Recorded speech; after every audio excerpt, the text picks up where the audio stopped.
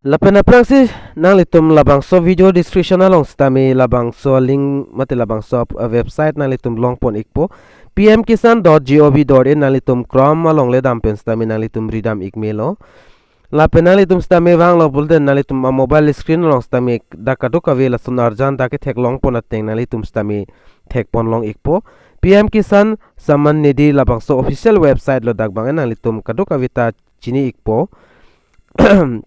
Lapen Dak Honorable Prime Minister has released the 12th installment of the PM Kisan scheme of 17 October 2022. Labangso 17 October achiklosi 12 installment natangka bangke ke hai Prime Minister rahin penstami kaduk kawe fanstami ekon long thapi ponno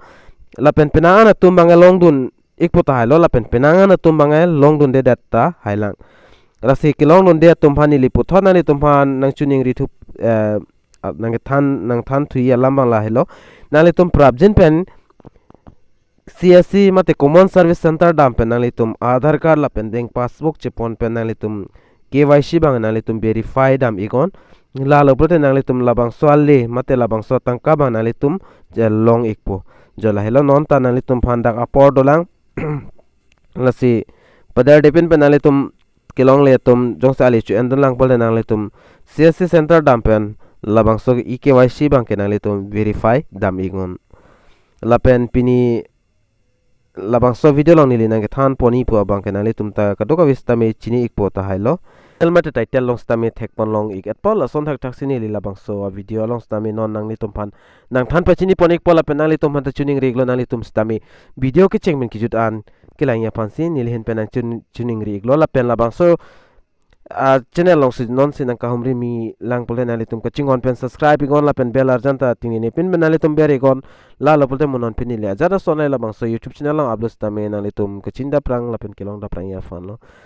tang de pang cheng polo nang nali tum jong si KYC jong si complete lang pole nali tum dak emetha emina mobile pen sta me nali tum KYC complete ikme lapen non nang litum akimi jong se apply able la ni new pharma registration labang so dimber ik penali tum registration ik melo akimi afan lapen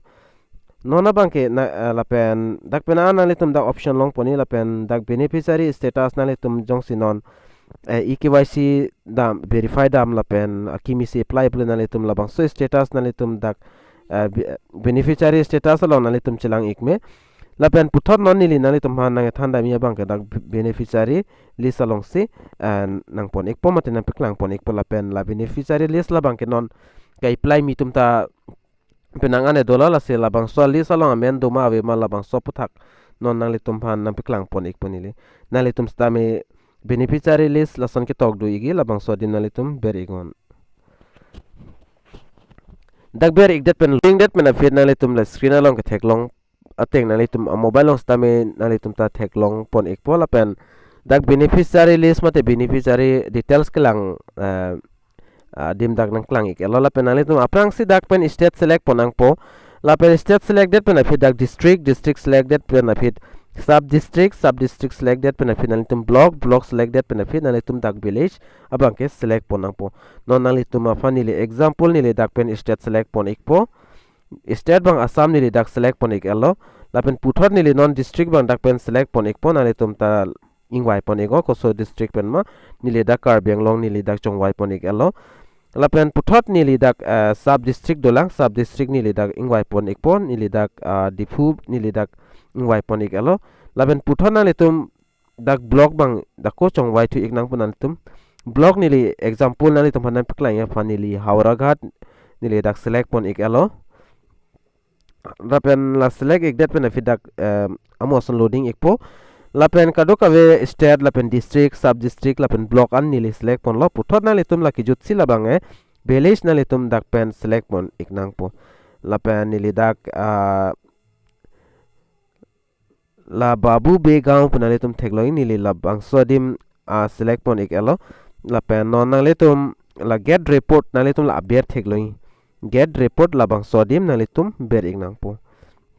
dak ber ik dat ping hong ik chat nang po alom so lapen dak nang klang ik po details bang kan non nang litum atheng no lapen dak aber thek loi nang litum dak details bang dak nangli tum dak theklongi serial number la pen farmer name la pen gender ba nali tum dak pen kadoka ve details nali tum dak pen thekpon long thai po dak akimi aban non dak du ik thailo nali tum lang ik tamen nali tum ta langi nali tum men jong siduma abi ma laing pul la bang so process nali tum claim ik nang pol la son thot non nili na piklang son thot nali tum ta dak nali tum mobile pen claim igon la lo pul nali tum ta lang me po la lo na pen puthot ako dam thulo nang bag dam thulo nang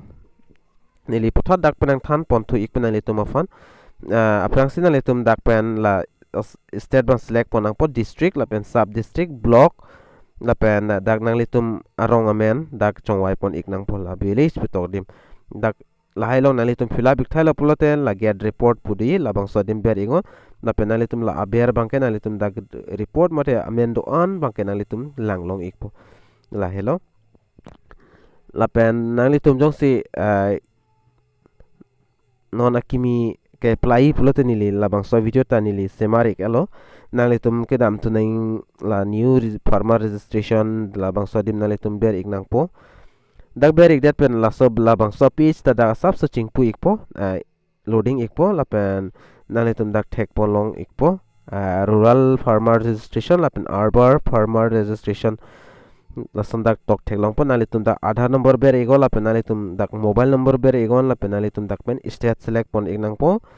la pen la screen long ka thek long captcha nali tum labang so and captcha code podim ber ik nang po ber ik det pen get otp nali tum along otp dam ik po aprang sin nali tum aadhaar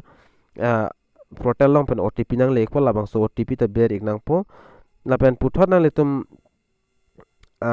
aadhaar long pen ber det pen afit oda form nali tum chingpu ik po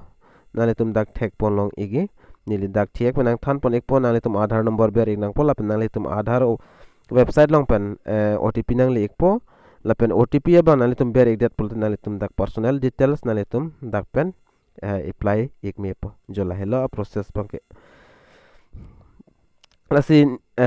nili thiek pen sta me nali tum han process ba na piklang pon iglo la pen pinia video long bang la ansing ton ponjok jidet po la pen nali tum sta me labang so video lang misen polte kan ma share unali tum ning ki hang pen share igon la pen la sona video kilang long bom ya phan labang so youtube channel labang ke nali tum ting ni pin pen subscribe igon la pen dung head stame belar jan duyi dak stame nali tum berik din tangte dumi thakme kadu kavis tame nilhin pen kardom